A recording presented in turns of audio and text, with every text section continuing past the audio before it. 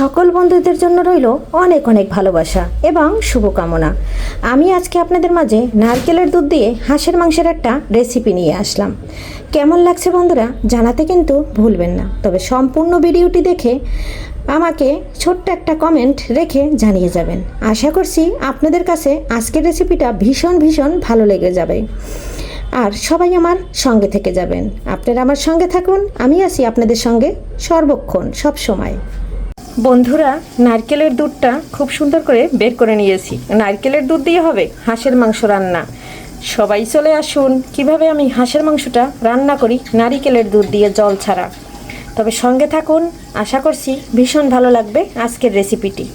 আসলাম cooking house থেকে আপনাদের মাঝে আজকে একটা হাঁসের মাংসের রেসিপি করব। হাঁসের মাংসটা কেটে ধুয়ে পরিষ্কার করে নিয়েছি। আর বন্ধুরা, এই যে গরমের দিন আসছে, কি যে মাছি, এই মাংসটা কেটে ধুয়ে নিয়েছি আর ওদিকে মাছি চলে আসছে। আর এখন আমি এখানে হাতে মেখেই মাংসটা রান্না করব। মাংস রান্না করার জন্য এখানে পেঁয়াজ নিয়েছি, আস্ত রসুন নিয়েছি, অনেকগুলো পেঁয়াজ কেটে নিয়েছি। এই পেঁয়াজটা দিয়ে খুব সুন্দর করে মেখে নেব। এখানে রসুন দিয়ে দিচ্ছি, পেঁয়াজ দিয়ে দিচ্ছি, এখানে পরিমাণ অনুযায়ী হলুদ দিয়ে দিচ্ছি। আর আমি কিন্তু আজকে আলু দেব। এখানে দিচ্ছি ধনিয়ার গুঁড়া এবং জিরার গুঁড়া। হাঁসের মাংস তো তাই একটু জিরা ও ধনিয়ার গুঁড়ার পরিমাণটা বেশি দিচ্ছি। হাঁসের মাংস কিন্তু একটু ঝাল ঝাল হইলে খেতে ভালো লাগে। এখানে আমি 2 চামচের মতো মরিচের গুঁড়া দিয়ে দিচ্ছি, ঝাল মরিচের। এখানে আমি পেঁয়াজ, কাঁচামরিচ, রসুন, আদা বাটা দিয়ে দিচ্ছি। এটা ফ্রিজে ছিল। সব কিছু কিন্তু মোটামুটি যে পরিমাণে লাগবে সব দিয়ে দিয়েছি। এখন আমি খুব সুন্দর করে লবণ দিয়ে আর তেল দিয়ে মেখে নেব। লবণটা স্বাদ অনুযায়ী দিয়ে দিয়েছি। হাঁসের মাংসতে প্রচুর তেল, তাই আমি অল্প কিন্তু এখানে যেহেতু মেখে রান্না করব, তাই কিন্তু আমি এখানে সরিষার তেলটা ব্যবহার করেছি। এখন আমি সুন্দর করে মেখে নিচ্ছি। বন্ধুরা, এখানে আমি খুব সুন্দর করে এখন আমি মেখে নিচ্ছি। আর মাখাটা কিন্তু হয়ে গেছে। এখানে মাংসটা আর একটু হাতে মেখে তারপর এখানে হাতটা ধুয়ে অল্প জল দিয়ে দেবো, একদম সামান্য।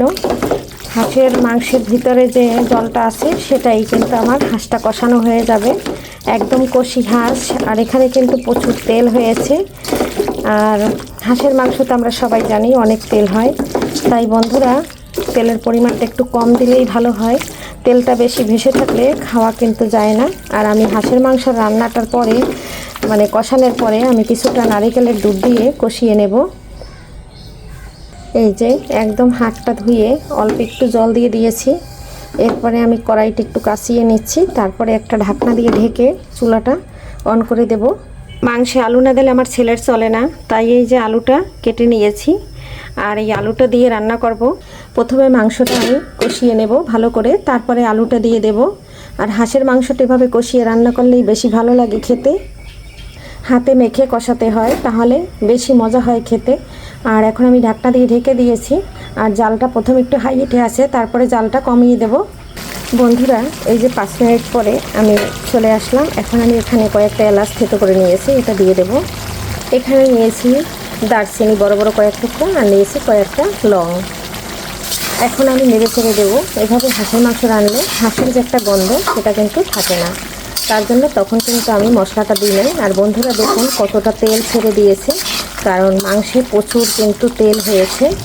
আর এখন আমি খুব সুন্দর করে উল্টে পাল্টে একদম নেড়ে ছেড়ে আবারও ঢাকনা দিয়ে ঢেকে দেবো। আর জলটা কিন্তু এখন কমিয়ে রেখেছি, যেহেতু আমি সামান্য পরিমাণে জল দিয়েছি হাত ধুয়ে। আর কতটা জল বের হয়েছে, সম্পূর্ণ জলটা টানিয়ে নেব। আরও 10 মিনিট পরে চলে আসলাম। আর এই যে দেখুন মাংসর থেকে কতটা তেল ছেড়েছে। এখন একটু নেড়ে ছেড়ে দিচ্ছি।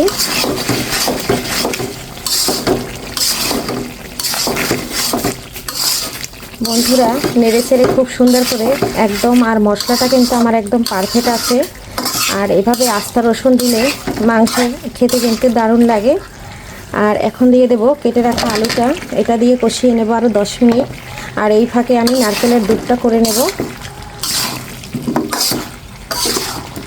আলু ছাড়া আমার ছেলে মাংস খেতে চায় না, তাই আলু দেওয়া। আর নয় আলু আমি দিতাম না আজকে হাঁসের মাংসে, কিন্তু ছেলের আবার আলু লাগবেই মাংসে। খুব সুন্দর করে নেড়ে চেড়ে মিশিয়ে নিচ্ছি। আরও ঢাকনা দিয়ে এখন 10 মিনিটের মতো ঢেকে দেব। বন্ধুরা, এখানে ফ্রিজ থেকে নারকেল বের করে এই যে গরম জলটা দিয়ে দিচ্ছি। এই জলটা দিয়েই কিন্তু মাংসটা রানবো, অন্য কোনো জল দেব না। এটাই দিয়ে নিয়েছি। নারকেলটা একটু আমি এই বাটনাতে একটু বেটে নেব।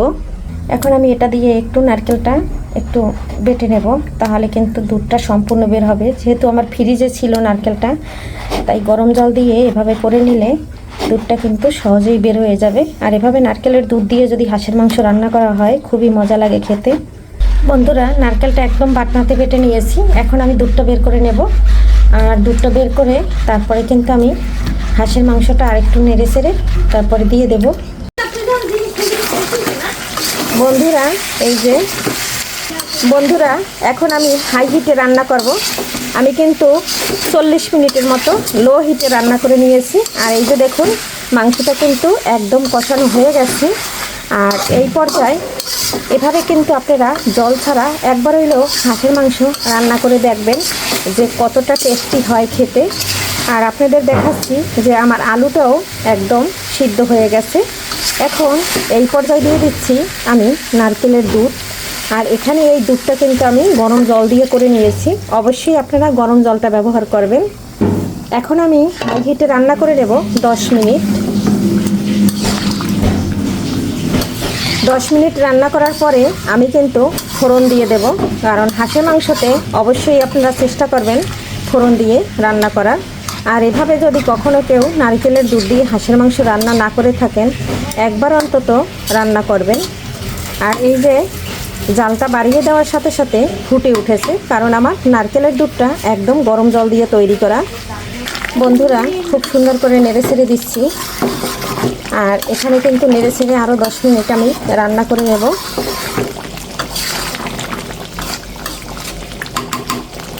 বন্ধুরা, অফ ক্যামেরায় মাংসটা ঢেকে দিয়েছিলাম। আর এই যে দেখুন, মাংস রান্নাটা ফাইনালি হয়ে গেছে। জলটা সম্পূর্ণ শুকিয়ে গিয়েছে আর নারকেলের দুধটা কিন্তু ভেসে উঠেছে। কালারটা কিন্তু জাস্ট অসাধারণ লাগছে। বন্ধুরা, যেহেতু অনেকটা তেল ছেড়ে দিয়েছে, এখানে কিন্তু সামান্য অল্প একটু তেল নিয়েছি, 2টো জিরে দিয়েছি, আর দিয়েছি 2টা তেজপাতা 6 টুকরো করে, আর দিয়েছি 3টা শুকনো মরিচ। এটা দিয়ে হবে খুব সুন্দর করে ফোড়ন।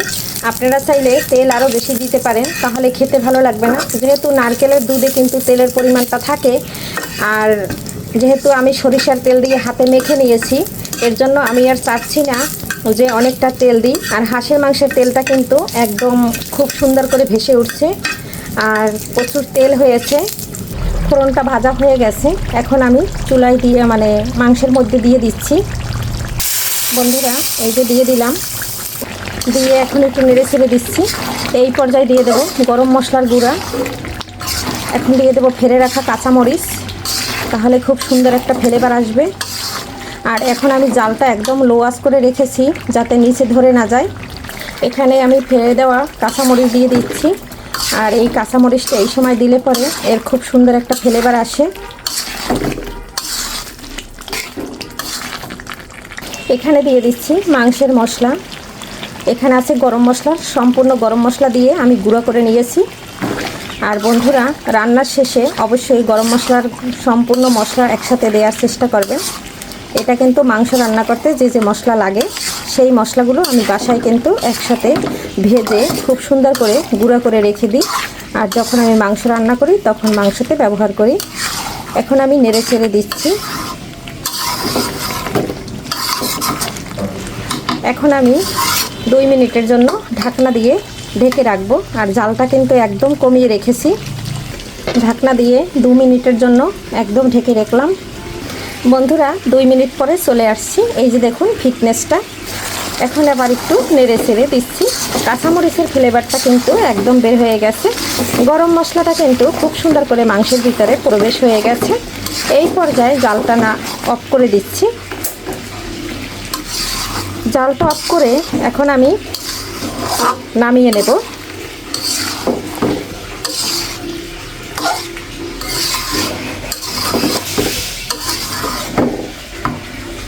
এই যে মাংসটা একদম নামিয়ে নিয়েছি।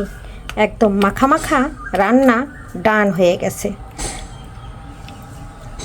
ফাইনালি বন্ধুরা একদম নামিয়ে নিয়েছি। কেমন লাগলো অবশ্যই ছোট্ট একটা কমেন্ট রেখে জানিয়ে যাবেন। আর সবাই ভালো থাকবেন, সুস্থ থাকবেন। কে কোথার থেকে বসে আমার ভিডিওটি দেখছেন অবশ্যই জানিয়ে যাবেন। সবাইকে বাই।